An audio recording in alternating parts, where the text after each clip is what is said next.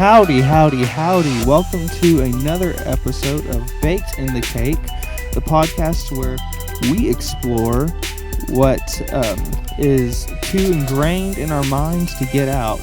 Maybe you would equate it to the egg yolk in a cake that you cannot extract out because we are too set in our ways. And with me today, I have my co-host, DJ Castilleja.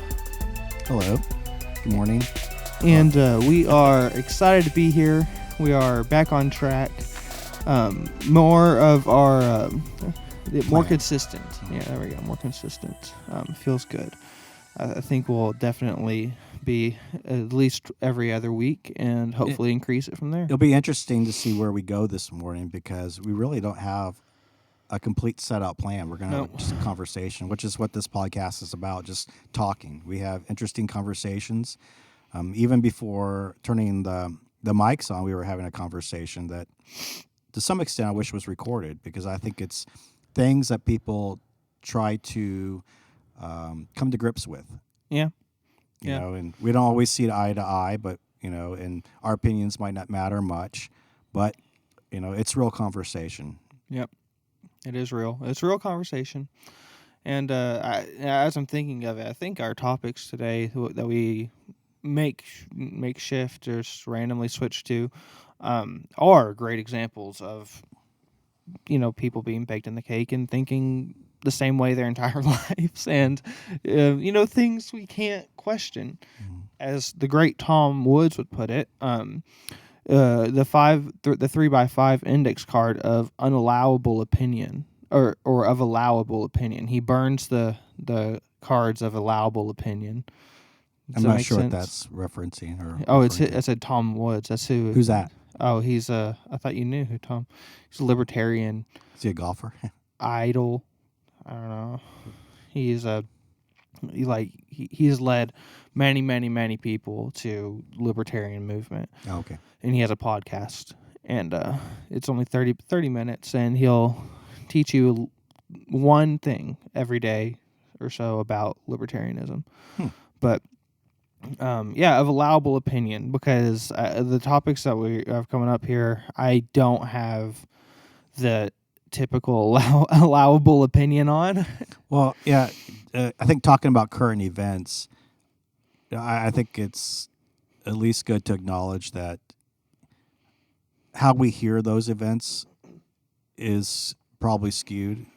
Oh, yeah. How we come across it because of media today. Yeah. And, you know, I think we all know a little bit, but we're not experts. I'm not like, if we talk about like the current events, like the impeachment that's going on right now, I'm not a political expert. And so, you know, a lot of this, you know, maybe hold lightly. I don't know. Yeah. Well, I try not to just regurgitate what I've been told, even by the people who tell me, you know, like to not regurgitate what I've been told, because then I tend to just regurgitate what they tell me instead. Right. And but it is true when we look at the impeachment specifically that with if you have the libertarian viewpoint, it gives you what feels like political X-ray vision.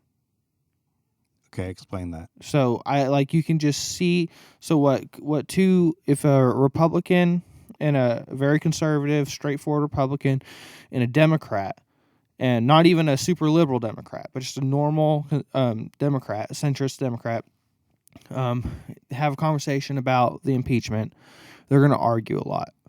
And they're going to argue specifics. They're going to, on a micro level, they're going to get into this debate. And I tend to my argument, if I am to engage, is going to supersede. I'm like, this micro perspective is not helpful.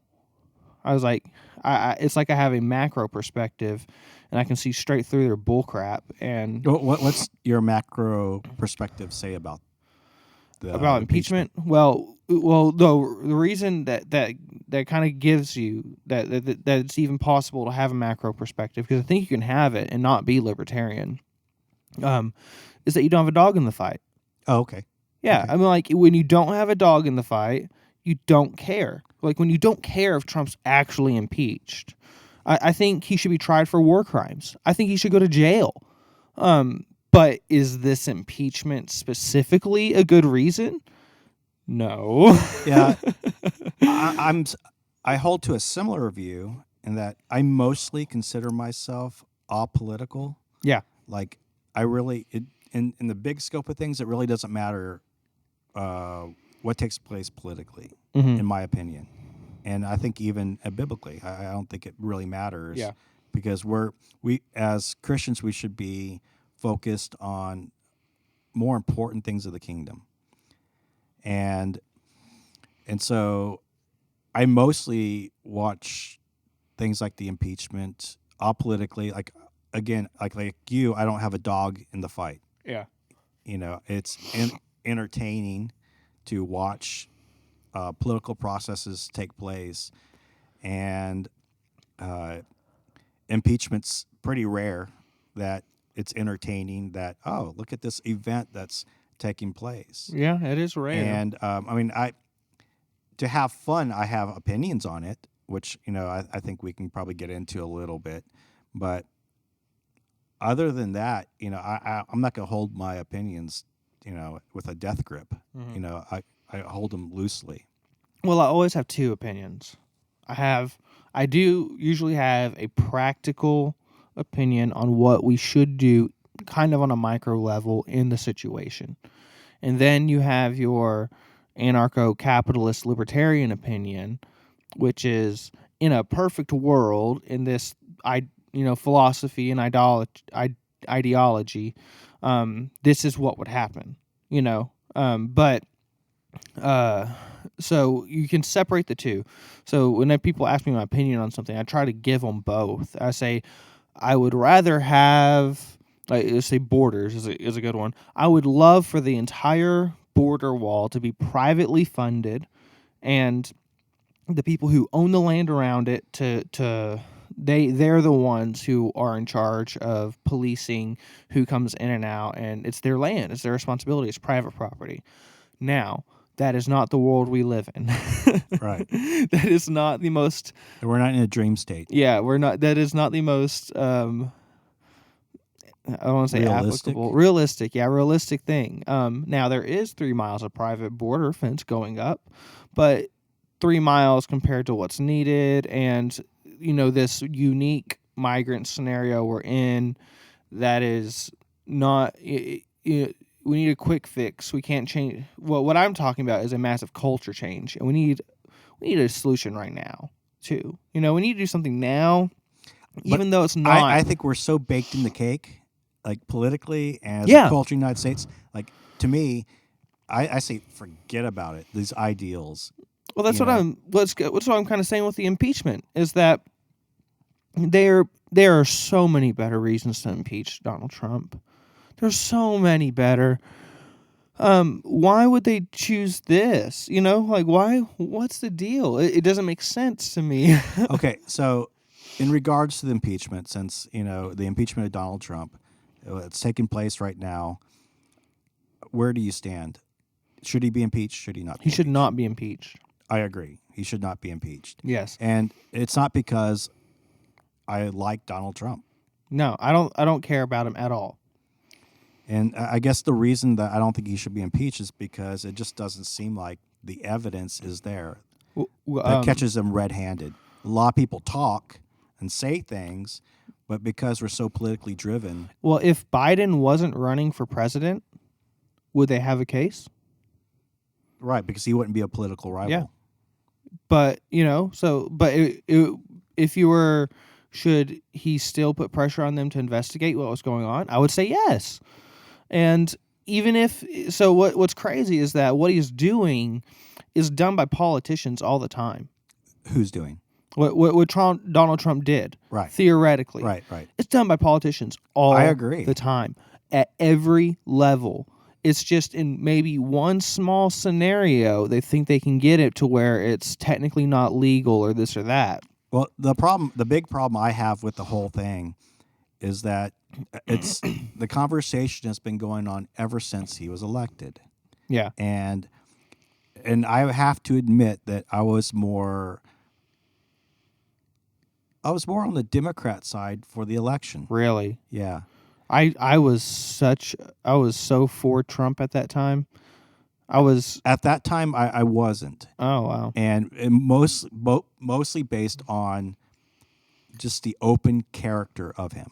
Yeah. Yeah. Okay, and so I tend to want to talk more about the issues rather than choose a journal side. Well- like I'm all Republican. Well, yes and no. I agree with more on the stuff on the more issues on the right side than I do on the left. Yeah. And I'd like to see Trump not impeached, not because I like him, or if we could change him out with a better representative Yeah. on the right, then I'd be in favor of that. Yeah. Well, but realistically, he's the guy that better represents the issues that I agree with. well, to me, it seems like political suicide for the Democratic Party. Me too. But I think they already know that they've lost. So typically, what happens? They're looking at elections right now. They're not looking about. They don't really care if it's a good reason for him to be impeached. So whenever you're talking about elections, the reason Donald Trump won, or one of the factors, I don't want to say the reason, there's a lot of reasons. Right. One of the factors that Donald Trump won is because he got more people to vote. He didn't get Democrats to vote Republican, and Obama didn't get Republicans to vote Democrat. And if that happens, the number is so small, it doesn't matter. The way you win an election is you rile up your base. So And he's great at doing that. Well, impeachment is something that you could say riles up the Democrats' base. Maybe they're looking at it like at that. I think it's far more successful at riling up Donald Trump's base for him. Even like I said, when in 2016, when Donald Trump was running, I was more middle of the road, and now I am so against what the House did, basically the Democrats, because they're the majority. That you might go vote for Donald Trump. I'm even more conservative now. Just to spite them. Well, because it's a complete waste of time. It's like, okay, in the broad view, we're paying our Congress right now to do nothing. Oh yeah, because the Democrats and Republicans both know that he's not going to get convicted. It's all dog and pony show. And so, what the Democrats wanted to do, in my opinion, is that they wanted to tag impeached this. Donald Trump is an impeached president. Mm-hmm. Nancy Pelosi came out and said he's impeached forever. And so he's going to, So in my eyes, I want to see Donald Trump be reelected as an impeached president to show how much. Well, he was elected. Donald Trump right now. This is the way I like to describe him. He is a walking middle finger to the establishment. He is a huge screw you, what you've done for the past, especially 50 years in American government. That's what he is. And he campaigned on it. He says the establishment is out to get you. They don't care about what you want. They don't care about anything that you do. They don't care about the working class. They claim they do, but they're rich billionaires and millionaires with security. They want to take away your guns so you can't protect yourself. Right. He campaigns on all of that. And then the Democrats go ahead and say, all right, everyone who voted for the duly elected Donald Trump, what you say doesn't matter. We're going to impeach him. We're going to go past the elections that we had for everyone that voted for him, and you are too dumb. You're too dumb. You don't know what's good for you. And they're verifying everything he campaigned on. Well, this is 4 years later. We're in 2020. Yeah. And they've been working on this. The Democrats have been working on this since he got elected. From almost day one, it's been about getting him out of office. And so they've literally done nothing, for 4 years, their goal is to get him impeached. Yeah. And they've tried various avenues. They're trying to, get him associated with the porn star, Stormy Daniels. And then Russia and the Mueller report. And then now it's Ukraine. It's like, enough already. Mm-hmm. And the fascinating thing is that it seems like Donald Trump's actually doing something Yeah. and accomplishing stuff, Yeah. even though it's not maybe like what he said, like the border wall, Mexico's Yeah. going to pay for it. No, he didn't, but at least he's doing something. Well, this is what always just blows my mind. So Donald Trump has donated money to Hillary Clinton before. Mm-hmm. It was like over $100,000. He is Bill Clinton from the 90s. That's who Donald Trump is. Mm-hmm. His policies on almost everything is Bill Clinton from the 90s. If anything, he's more liberal. Bill Clinton in the 90s he did support gay marriage, Hillary Clinton in 2008 didn't support gay marriage. And Donald Trump supports gay marriage. Mm-hmm. Donald Trump has gotten more gun control done than Bill Clinton did. I mean, Mm-hmm. he is more liberal than Bill Clinton from the 90s. But economically, his stance on economics, he doubled down a lot of the stuff that Bill Clinton did. He didn't do Bill Clinton didn't do any tax cuts, but like artificially low interest rates and things like that. Like he's doing a lot of things that the same things Bill Clinton did. His foreign policy identical. Mm-hmm. I mean, it's insane. Well, Trump did. I will say he is a little. I think his heart is not set to go to war as much as other presidents ever. Yeah, I don't know. I think for re-election purposes, he might go to war. Yeah, that seems to be kind of like the thing the you trend. do. Yeah, the trick you do. You got to start banging the war drums. But that's the one thing they all agree on is that war is that when Trump is bombing Syria or wherever, that's when the media all of a sudden says he's never looked more presidential. Mm. But he also does it with bypassing Congress, which is an impeachable offense. Like it's not hard to find a reason to impeach him.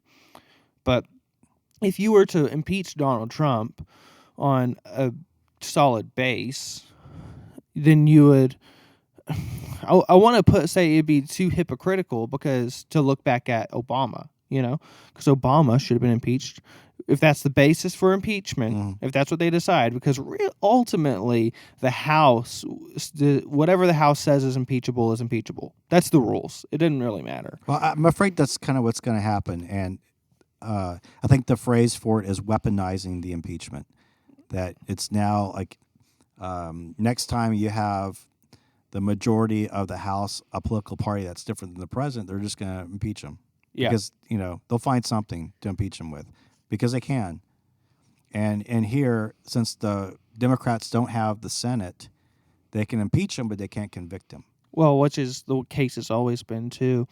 I mean, I even retroactively looking back now, I was actually too young. I was born in 94, so I wasn't around for much of, or cognitively there for much of Bill Clinton, but that's not really an impeachable offense what he did. You know what I mean? Well, yeah, even Donald Trump, I think this week stated that he doesn't think Bill Clinton should be impeached. He shouldn't have been. That's ridiculous.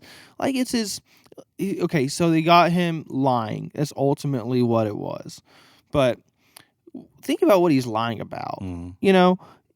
He's having sex in the White House, basically. Yeah, and like he's supposed what very few men, when you ask them, even if they did you cheat on your wife? They're gonna tell you no.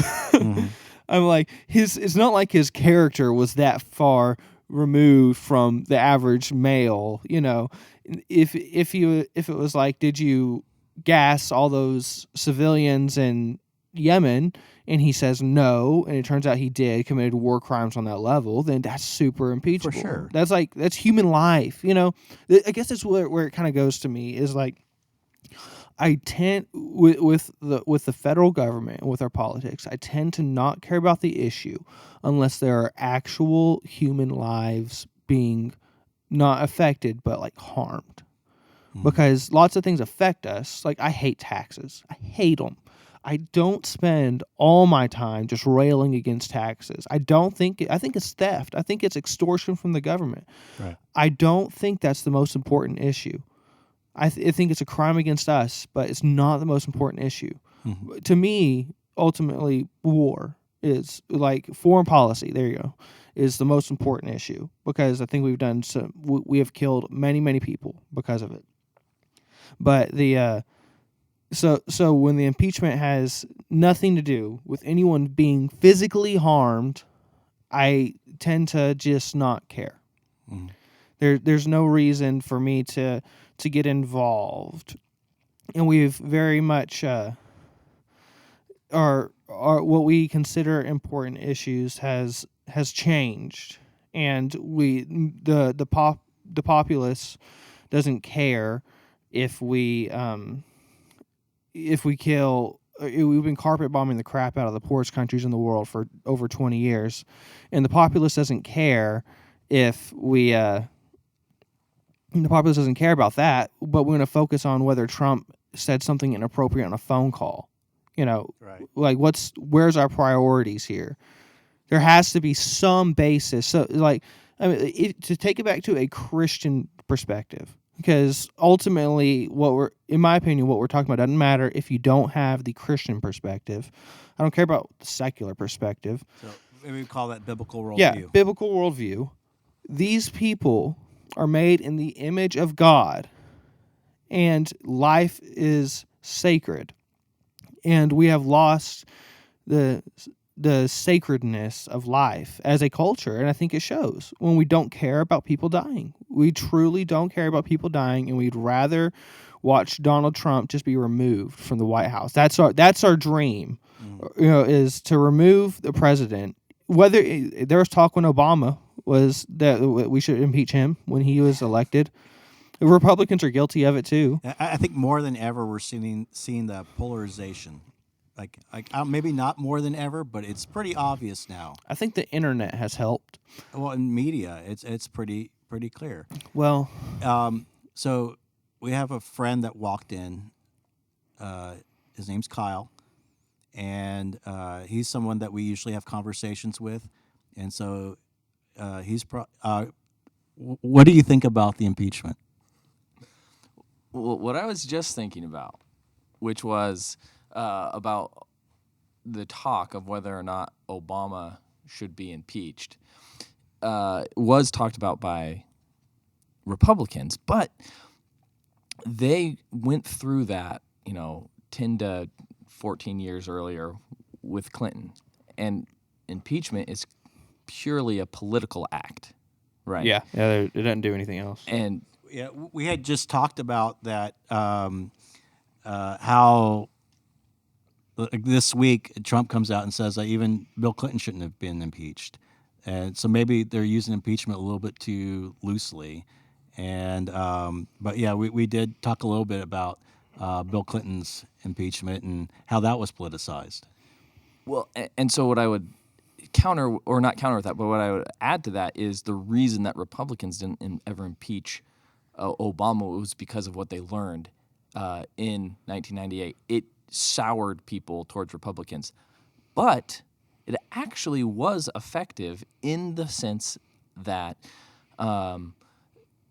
for Republicans back in the late 90s, because then the election happened, and again you had a popular vote go to the Democrat, but the Republicans still won in effect. And I think that was because there was enough people who were soured on some of the scandalous things that were in the Clinton administration.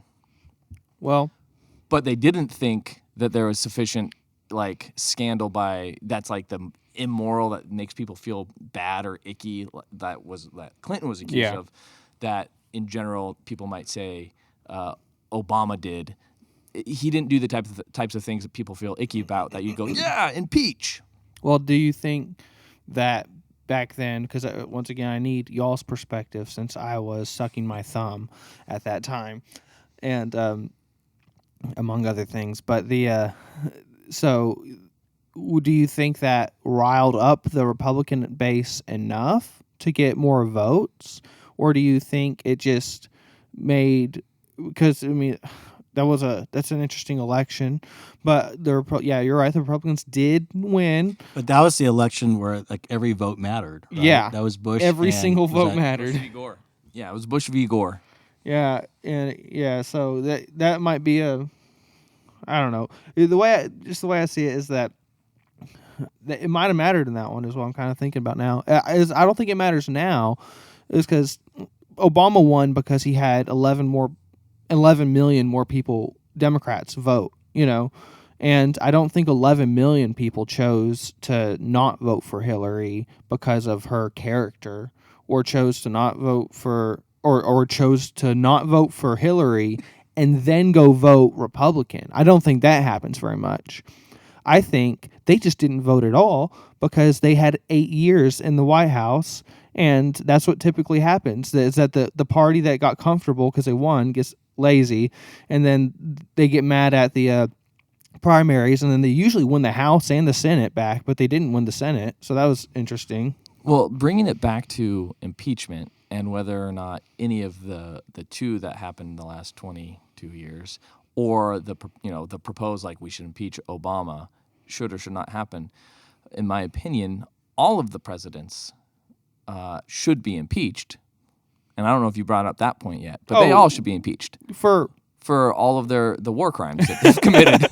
So have we said that yet? It has been said before you were here, but I'm trying to decide when to get into that next topic, because our topics are impeachment and Iran. And well, let me go back to your question about sucking the thumb. I was in high school when it happened, and so I was young still and learning a lot of different things. I grew up in Baptist evangelical home, and it was conservative and Republican. So you look back and you're like, oh, that's immoral, and so he should be impeached. That was kind of like the analysis. And it was immoral, the things that he did. I mean, he was. We know absolutely. that he committed perjury, but we also know that he committed consensual affairs. Yeah. And he has been accused of, with pretty strong evidence, of committing ton of assault and rape and suiciding people. Well, that that I wouldn't agree with, and so it is. That was my analysis back then. And then my analysis of, like, well, another thing that Obama might have been impeached for was the IRS scandal. Oh, where they should have. Where they targeted conservatives. And would Fast and Furious. Fast and Furious as well. And so again, you look at those things, but it's what impeachment is the political will of the people, right? Yeah. And so right now, the political will of the people is very split, which is actually right where I kind of jumped in on that DJ was saying. You're saying that we're very split, and it just is. I think we've actually always been split for a very long time. Yeah. It's just because for the previous 8 years, Democrats were in power, and they generally had the microphones, so to speak. I mean, podcasts weren't extremely popular. They controlled Hollywood. Unless you listened to Fox News, you were getting a left-wing bias. Even if it's just left of center, you were kind of getting that bias. And even if it was right of center, a lot of the things that conservatives find important, the people who are right of center disagree with those conservatives and will and side with people who are on the left side. Well, like, everything just seems so gray. Like, how do we know that we have the right facts, that they're true? Because most of the sources are media, and so who don't even name their sources anymore. Right, and even all it takes is one source, one anonymous source, to make a claim, and then they report it. Right. Well, it's kind of like the whistleblower thing, right? Yeah. I mean, from my understanding, like, the Congress just changed the whistleblowing standards that qualifies and protection for a whistleblower, and then a whistleblower comes out, and so all it takes is an accusation from some guy we have no idea who it is, and that's enough to start this whole avalanche to impeachment. Well, what we're trusting, especially in the media, when CNN runs an article and it says one anonymous source, you're trusting that one journalist. You're not even trusting like a whole organization. You're really trusting like a few people who want to say that this one anonymous source is reliable. It's not like it's on a small scale. You need to think about it not like, oh, they have the name of a news network behind them. Like very few people, like things get ran all the time. And that they have to be you could redacted. just make up a source. Yeah, you know, can. and so who knows? Like I'm sure the whistleblower is a real person, but you could just make up one. You're accused, so Scott Horton, one of my favorite people, whenever he has more than one source that he could possibly name, people don't take him seriously. Well, and I feel like that Hollywood has assisted in this terribleness in the same way that what Jack Bauer assisted in us all going, well, yeah, if there's an atomic bomb, you need to torture a person, right? It's the same thing that when you're going, well, yeah, but if the person that you're taking down is evil, does it matter that you tell this lie to get to the next step, right? I just told this one little lie to get to the next step, which was that I had this source. Even though I couldn't prove it in a court of law, which does make a difference. I mean, there are things that go on where, again, this goes back to my one of my favorite lines in A Few Good Men, where Demi Moore is talking to Tom Cruise and be like, you know that that it was an order, that it was this and it was that, and he goes, well, it doesn't matter what I believe, it only matters what I can prove. So don't tell me what I do and don't know. I know the law. Well, I think that's one of the fascinating things about the impeachment is that. Right now, the House managers are giving the opening remarks and also trying to add amendments to get witnesses to testify. Yeah. Well, if they need this evidence so bad, how can they even have impeached them? Yeah. It's like you already sent it over, and if the witnesses are so important to convicting him, how could you have even impeached them in the first place? Yep. And I don't know if you guys have talked about this yet, but I am taking it in the light of I'm assuming that everything that the Democrats are saying is true. Really? I'm not actually. I don't actually believe that, but in my mind, I'm like, well, assume that everything that they say is true. I still don't think it's I don't care. Yeah. Even if it is true, it doesn't matter. It amounts to nothing because that's all that politics is bartering and trading and doing this and that. Like everything a president does is always intended to get him reelected.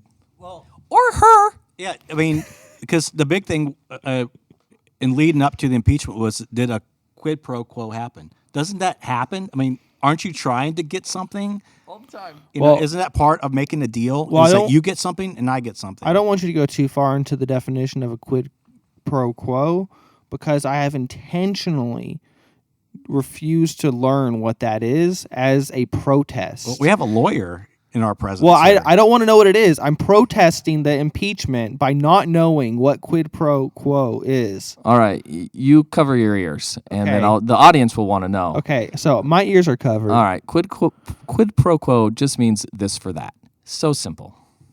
So if I go to Walmart and buy something, that's quid pro quo? Like I give them money and I get something back? Almost. You know what I would say is what's more of a quid pro quo is if you go to a restaurant and you sit down. Not a fast food restaurant, but a regular dining restaurant where you're going to sit down, you order, they bring you food, you eat it, and then you pay, right? I mean, the Walmart one is more concise, true, so I think that would work. But it's like there's the assumption that when you sit down and do all this stuff that you're not getting a free meal, you're getting... Cover your ears again. They are. They've been covered this entire time. You're getting this for that. I find it fascinating right now. So it's going to be interesting whether they allow witnesses because the Republicans, if they're going to allow witnesses, they want Biden's son to testify. Yeah.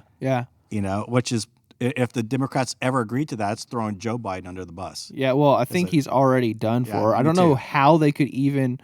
I do not understand how you can watch him talk and still think that he's capable of winning a presidency. Well, I really don't care about the impeachment, but I do want to know if Joe Biden got his son in a position in Ukraine. Oh, that's interesting to me. That's, I just assume yes. Me too. But with Quid Quo Pro, I did have a thought. I wanted to get back to that real fast. We hooked them. You know Say it right. you know that was a term that they did some focus groups on, and they decided that was the words they're going to throw around that make Donald Trump look like he's done something bad, because people don't understand what it is. So they say, "Oh, that sounds like an impeachable offense." Well, I don't even think it was that thought out. I think it was. I think it was like, oh, that's a good word. Let's throw it around. No, Let's use it. well, the Bush presidency did a lot of that. And every word that you hear is very selectively chosen. So they switch it from the socialized health care. That doesn't work. Obamacare, that doesn't work. Medicare for all. That polls good when you say Medicare for all. That polls better. I think Quid Pro Quo polled negatively for Trump. I think, well, no, positive. Like when they used it, people were not outraged by Trump, right?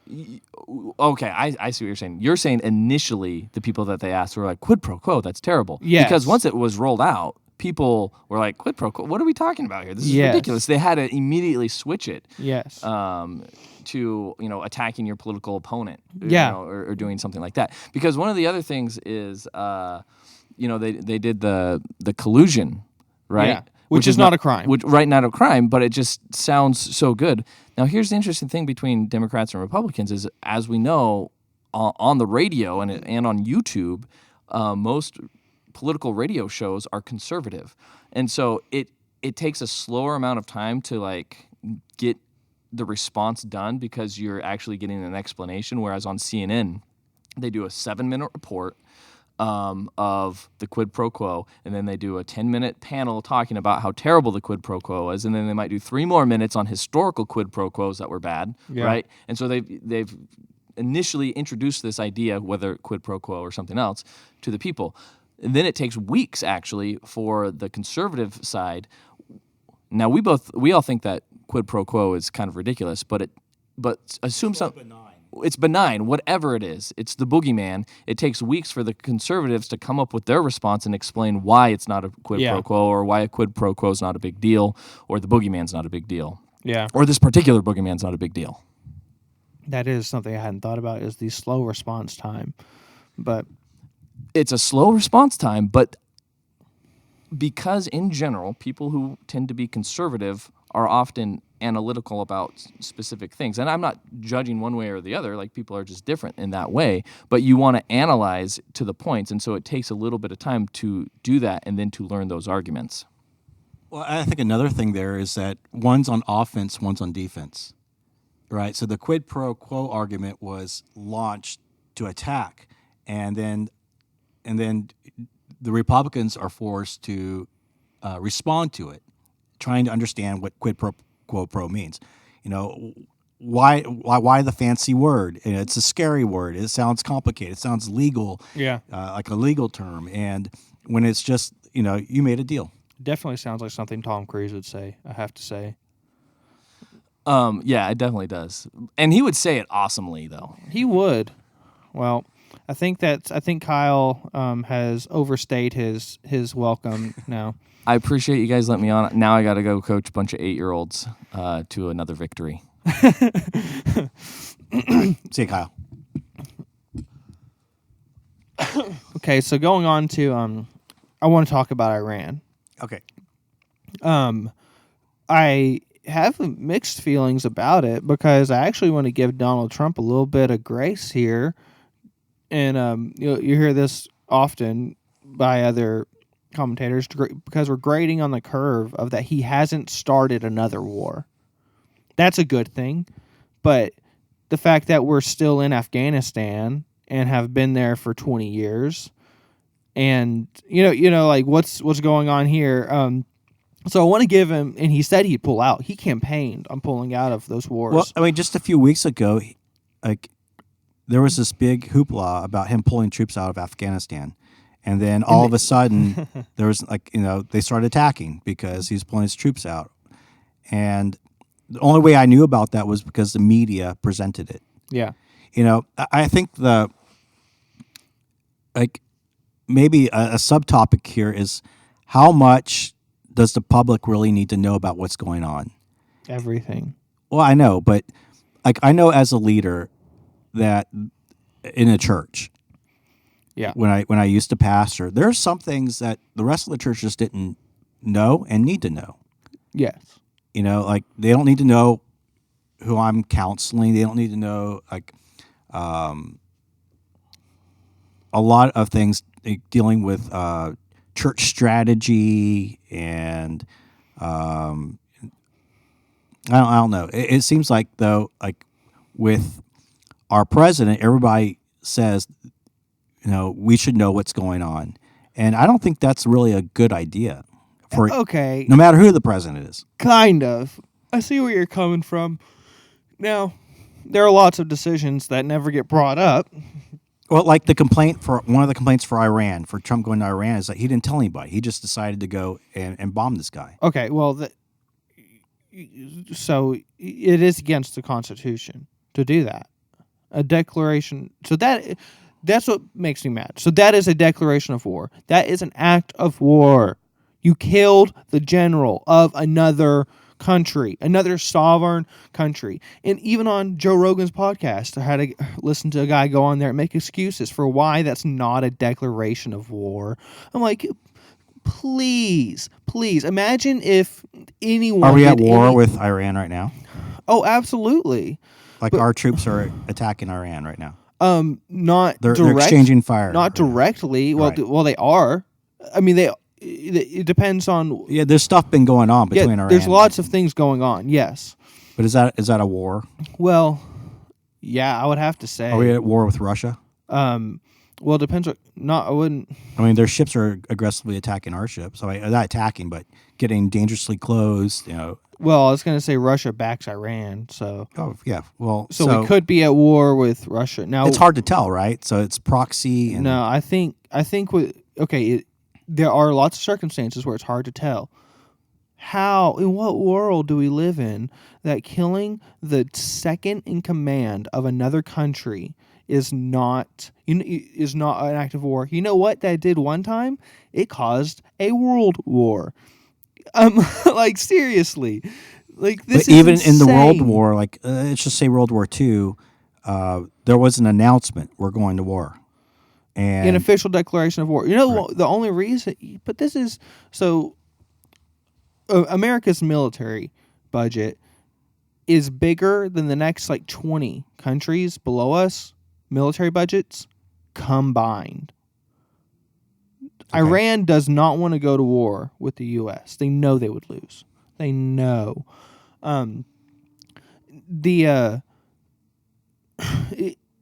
So we're bullying them. And they're a poor country that we went in and we overthrew their democracy. We overthrew their government in the 60s and 70s. We ruined their currency. So even just blockading a country, by the way, is considered an act of war. Okay. We blockaded Japan before Japan attacked us, so we technically committed the first act of war with Japan. And so we put massive sanctions on them. We have the some of the poorest countries in the Middle East. Why do we care? Well, I see the problem that bombing. I think you're getting at is that even the definition of war is skewed. Yeah, and we're affecting and impacting that country, and economically and with some military. Yes. And so the way you're defining it is that that's part of the war. Yes, it's all part of the war with Iran. We've been, it's a Cold War, really. But with Trump killing that one guy, that to me, it just blows my mind out. The only reason we're not at war is because they know that it would be if Russia and China don't come to their aid, which they're not. We have way too. People say we have bad relations with Russia and China. We have way too good trade relations with Russia and China that they don't want to sacrifice it. So Iran's not worth it. What I'm hearing is that the way that Trump and the Republicans are getting around attacking Iran is by the definition of what a war is. Probably, yeah. Right? So that's not really war, it's just killing a terrorist. Yeah, that's what they say. That's what Right. they say. Like we didn't kill the general. We killed a terrorist. He's responsible for all these other deaths. But is that true? Okay, now. So yeah, I know we're kind of switching a little Well, bit of gears no. here because was it right to kill him? I don't think it was right to kill him. I do not think it was right to kill him. Even though they say that he's killed people and American lives were impacted by what he's done. Well, Obama had a hit list of Americans, so our government, Sure. Does similar things to what he's done. Yeah. I won't debate There's that. nothing that he's done that our government hasn't done. I guarantee it. That especially the CIA, that there's nothing he's done that the American government's not guilty of. We are just as guilty or worse than any of those countries over there with all their terrorist acts. We go carpet bomb the crap out of them for 20 years, and then they retaliate. They get mad, and then they are labeled a terrorist. Well, yeah, we destabilize their government. Destabilize their, and then we're mad at the result that Yeah. comes out of it. and then they get mad Because that was kind of what we happened. act like it's their fault. Right. So that's kind of what happened after 9/11. Right. So Well, 9/11 the result of is the result of that. well, and then there's even more results in that we go to war with Iraq, Yes. and then Yes. take Saddam Hussein out, and who was, I think everyone agrees that he was a tyrant. But he was our best friend in Right. A beforehand. result of something that we did from before. Yes. But so, now we destabilize, taking the leader out, destabilize the Middle East and Iraq, and then Al Qaeda comes in. Yeah.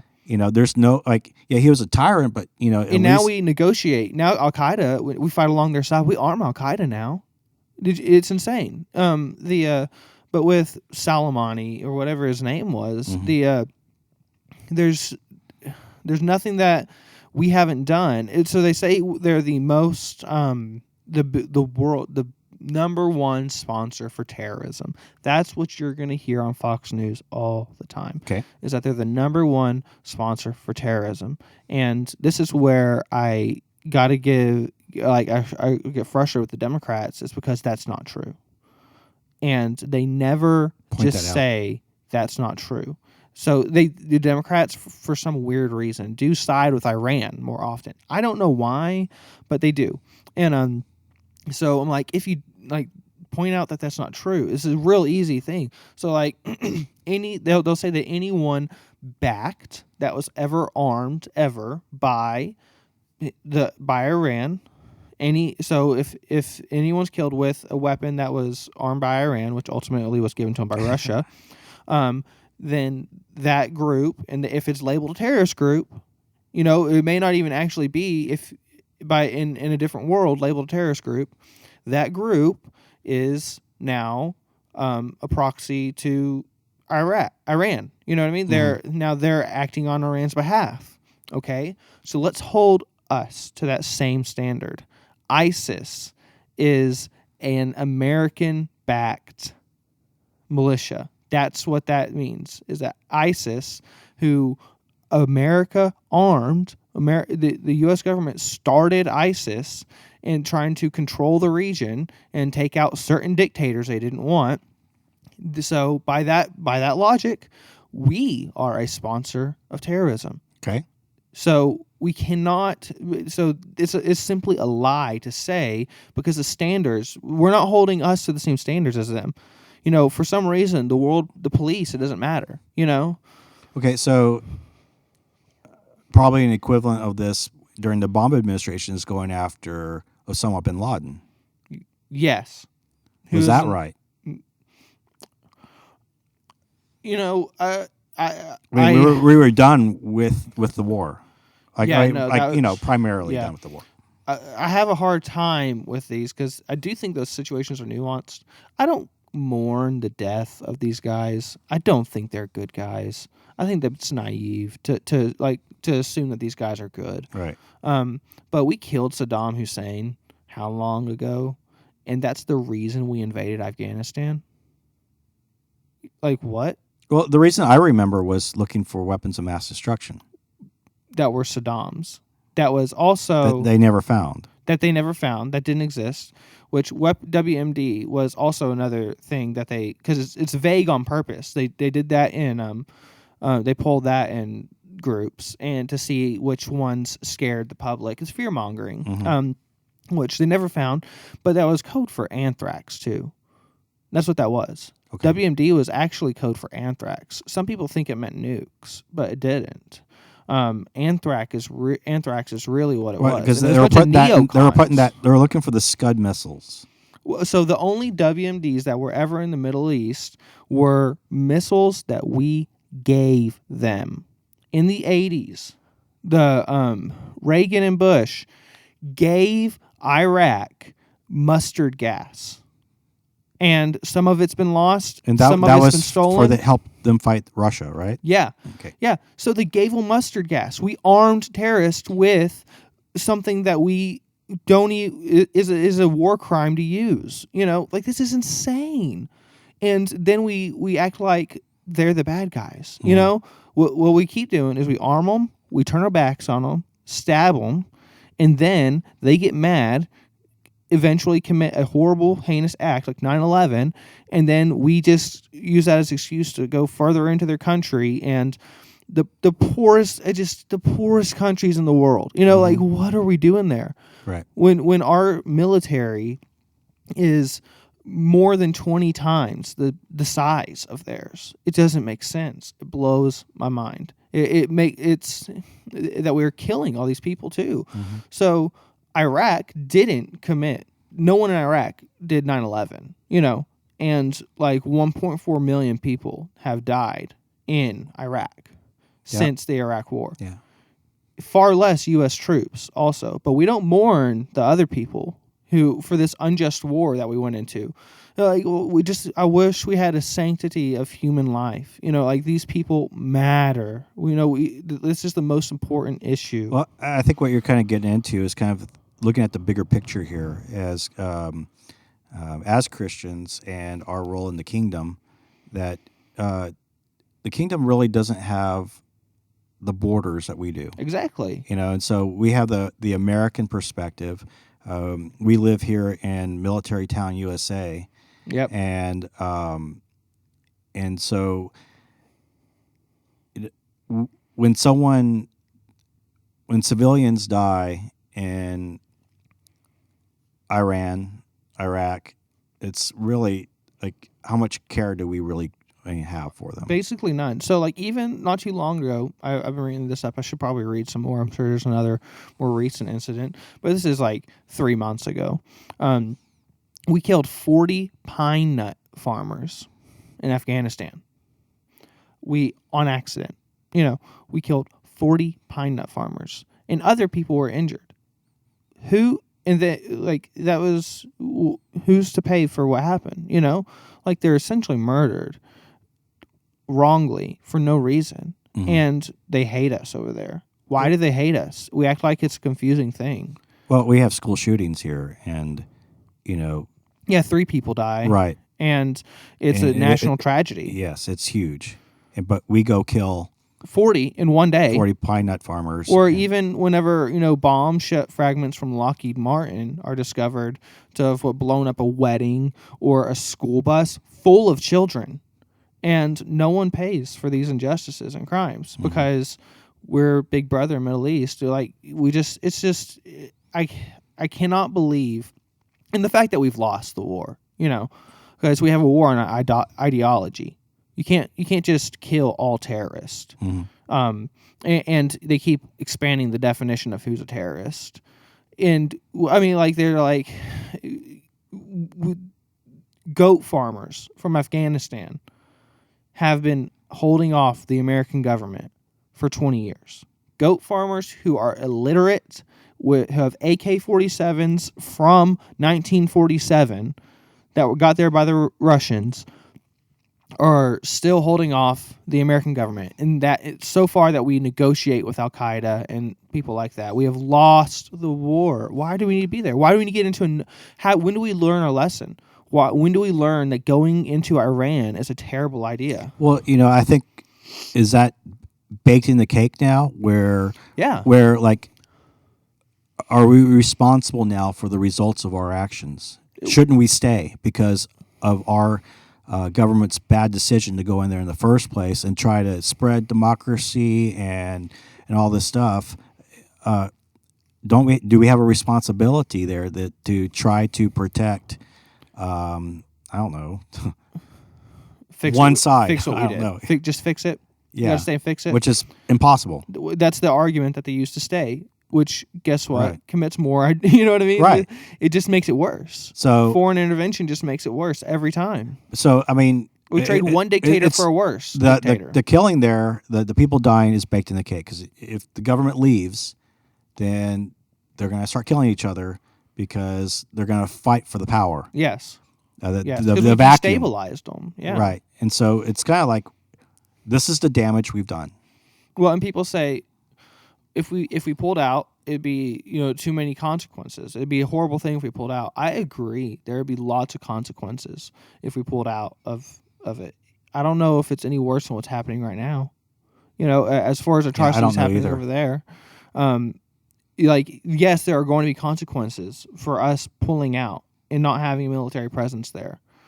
But we never should have been there in the first place. It's kind of like how did we operate for so many years without it? It's kind of like a self-fulfilling prophecy here. Yeah. It's it's one of my favorite themes that I saw in Star Wars, that we see, like, we went there to try to get rid of what we thought was evil. Yeah. And the result is we got evil in power. Exactly. And so, like, in Star Wars, we see that it's like the formation of Darth Vader. Yes. He had dreams, if you remember in Star Wars. Yeah. He had dreams that his wife Padme was going to die.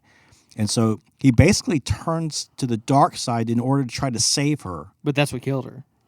Yeah, and so he ends up killing her. He Yeah. ends up being the instrument to kill her. Yeah. And then it's repeated, the theme's repeated later on when Luke Skywalker sees the evil that Kylo Ren's going to do. Yeah, yeah. And then so he's about to strike him down. Yeah.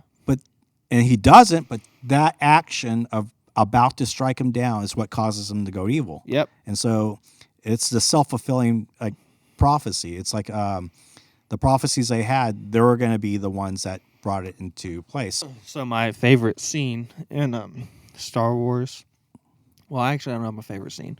My favorite scene, politically speaking, in Star Wars is when Palpatine is bragging about democracy after he's just used democracy to become a tyrant. And he says, "Oh, I do love democracy." Seeing that coming out of Palpatine's mouth. And then Padme says, this is how democracy dies. Yeah, yeah. By applause. Yeah. And but we keep saying we use democracy in Iraq or in the Middle East as like a key word. It's like it's democracy, democracy. We gotta save democracy. And every time we set it up, it's just corrupt and evil. And So are we experiencing that right now with Donald Trump? oh yeah, It's like he's now the emperor. And everybody's applauding him. And well, even what Putin did, so he's always for a long time he's been the leader of Russia, but they do have term limits and things. And he's a president. Yeah. Well, I think he just recently stepped down to prime minister, but he rearranged things so our prime minister has more power.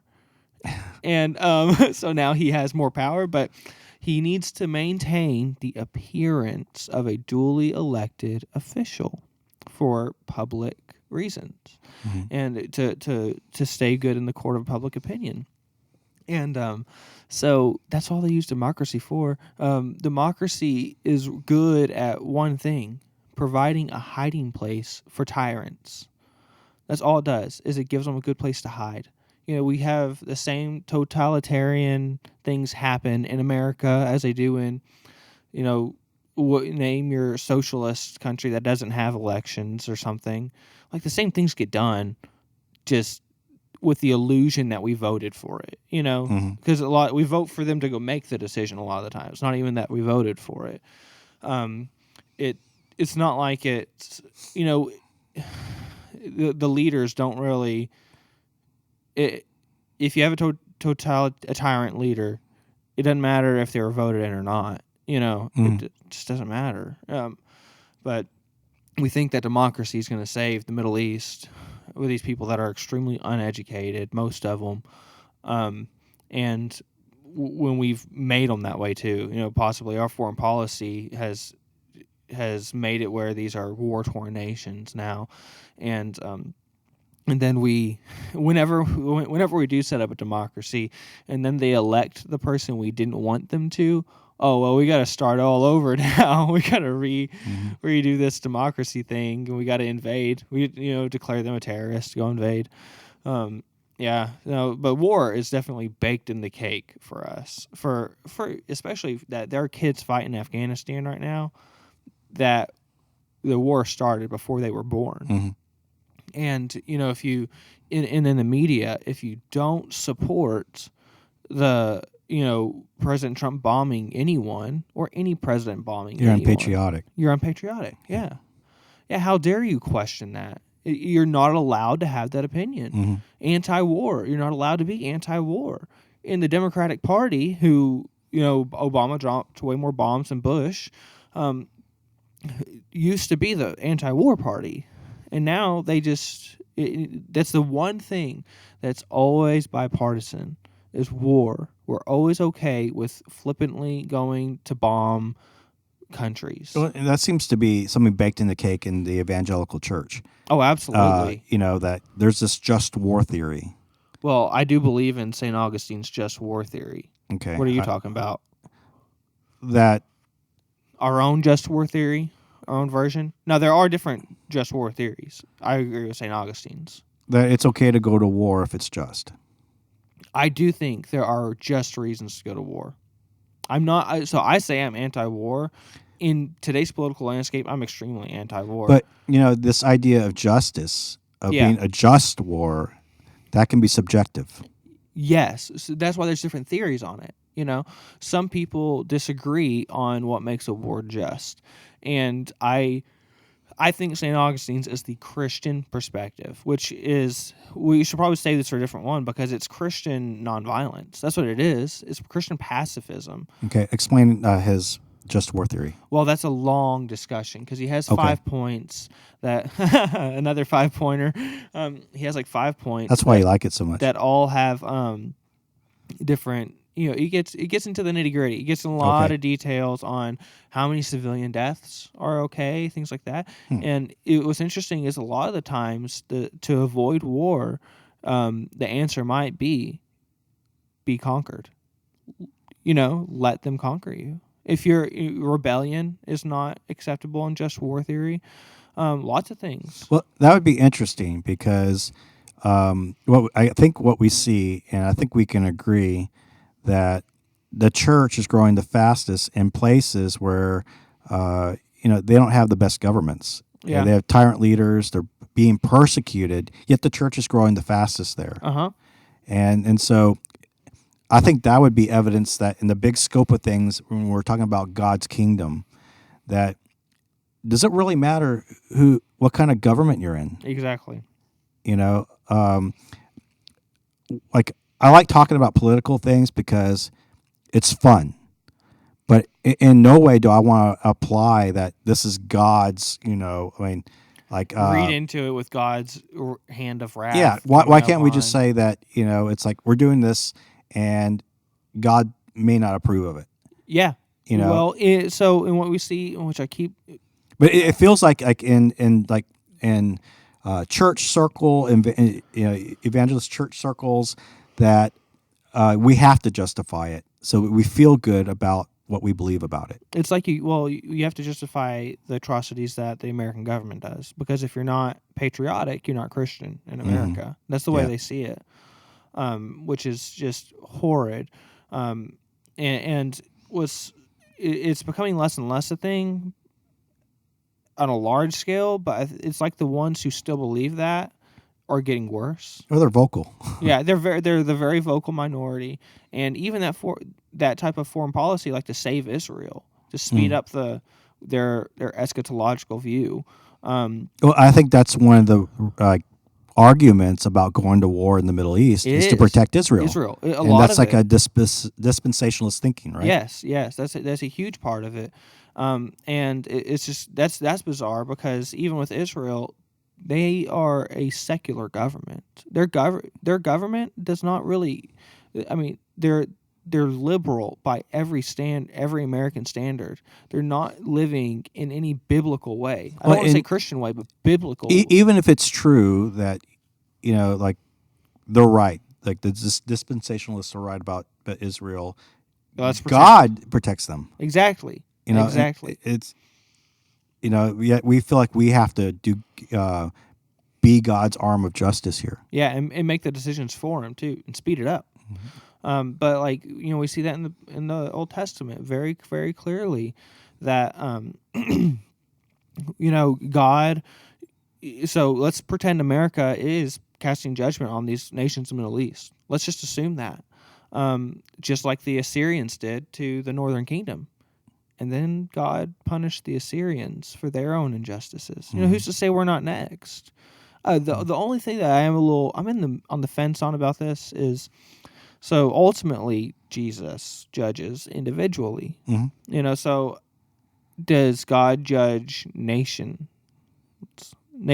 still? Oh, well, if Jesus ultimately judges individually, because I'd much rather be judged as an individual, so other people aren't suffering for my sins. But God, in Scripture, we do see judges nations. Yeah, and does He do it now? I always go back to kind of the definition of nations, because for us it's a land separated by borders. Yeah, and I don't know if God, the land itself, maybe there's some minor exception with the Promised Land, Israel, mm-hmm. Canaan, things like that.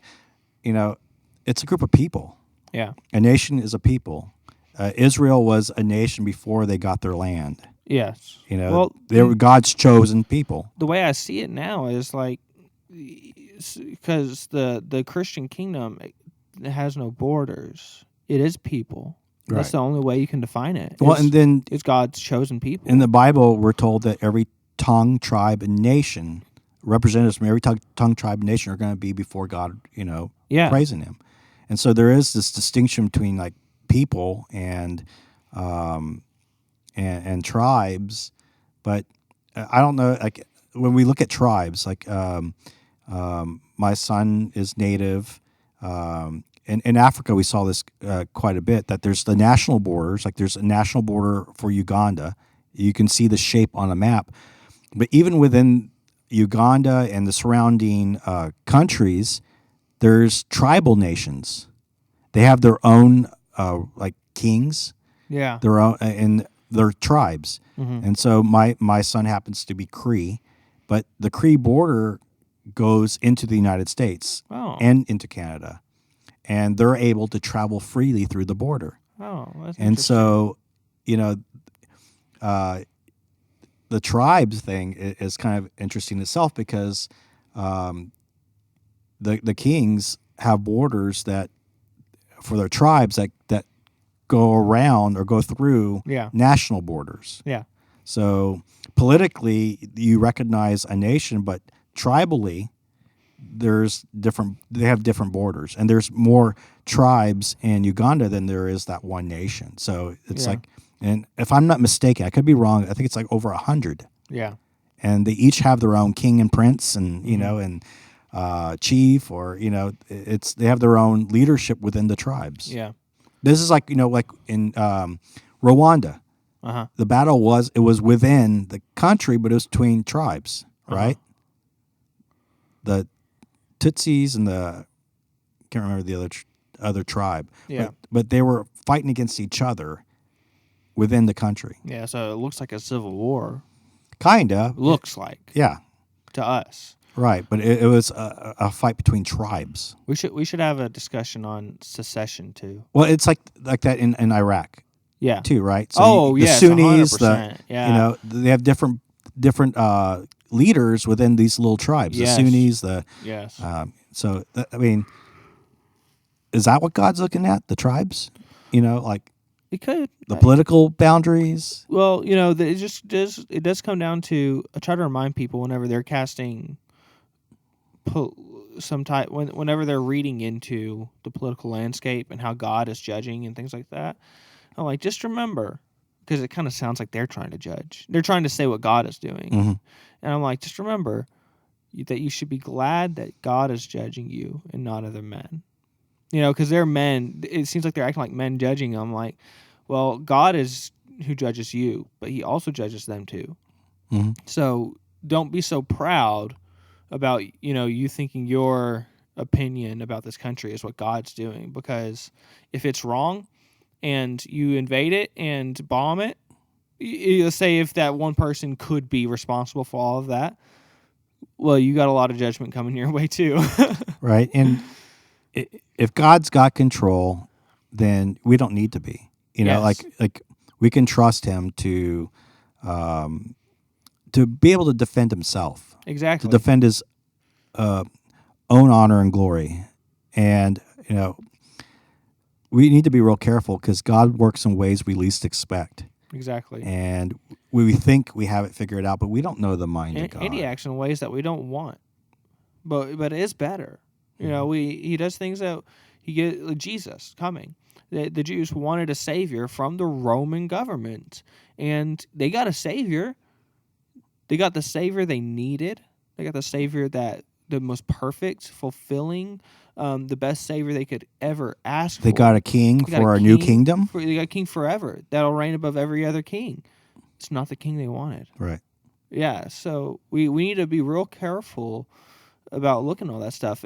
Really, my takeaway is that just as Christians, let's say we disagree on everything in the Middle East, like, don't be afraid whenever you can clearly see something as an injustice, to, even if it goes against the grain, it makes some people mad, to not identify with it, to not support it. Right. Well, I mean, not that you're going to go, do some political thing against it, but just don't support it. Yeah, Identify with your kingdom in Christ. Yeah, I don't think we have to enter into the debate. Exactly. You don't even have to enter in. Just don't support This it. is why I say I'm apolitical. Yes. And we don't have to take a side. I know there's this. I know there's this pressure that you got to do your thing. You your have role. to vote for Trump. Right. Hillary. The other evil's worse. You have to vote. Well, why commit evil at all? If you think voting for, if you know you don't like Trump, and he's a terrible candidate, and Hillary's a terrible candidate, just don't vote. Well, and I think that's just for your own moral conscience. Just don't do it. You don't have to choose an evil thing. Well, we can do, I think, what Jesus was teaching us, to focus on the kingdom of God. Seek first his kingdom. And, God's going to put in place the leadership of this country. And that's his sovereign hand on that. I think that's the Romans chapter 13 thing. That whether we voted it or not. Right. And whether we're being persecuted or not, whether we have a tyrant government or a democracy, all of it's under God's hand to accomplish his ultimate purposes. Yes. And all we have to do is be faithful to him. And when we see Jesus, he says, love one another. We can be safe living a life loving one another. And, where it gets wishy-washy is where we enter into this kind of political thing, and we don't know for certainty. Yeah. Well, as we talk about this stuff, I think how when we first had the idea for this podcast, that we weren't sure how much our Christian opinion would get spoken, or let's just give our honest opinion, not try to give the Christian opinion. Right. But it seems I enjoy it more. It's that it naturally comes out, that it's not forced, that it's impossible for me to look at a lot of these things without my Christian opinion, and hopefully holding up the Bible as my right. my the ultimate, inerrant source, ultimate authority. Well, like even talking like today, like in the back of my mind is, what if one of our congregation members hears this in San Antonio, where we're a military city, yes, and what I say offends them. Well, I'm okay with that. I guess in general, I want to be okay with it. yeah, I mean, it's, I'll probably be, at some point, I'm sure I'm going to say something that is, that somebody's going to talk to me about. But I think that's okay because it continues the conversation. Yeah. And, that there's some ideas in the church that are so baked in the cake that I don't know. I don't think I have to be afraid. If I'm wrong about something, if I got the information wrong, and then that's okay. I'll change. I'll adjust my opinion. These are opinions. They're my thoughts on I think Christian living and to the best we can understand it. I hope that I don't think the people who would listen to this podcast are the type to get upset over a lot of those things, over differing opinions. Mm-hmm.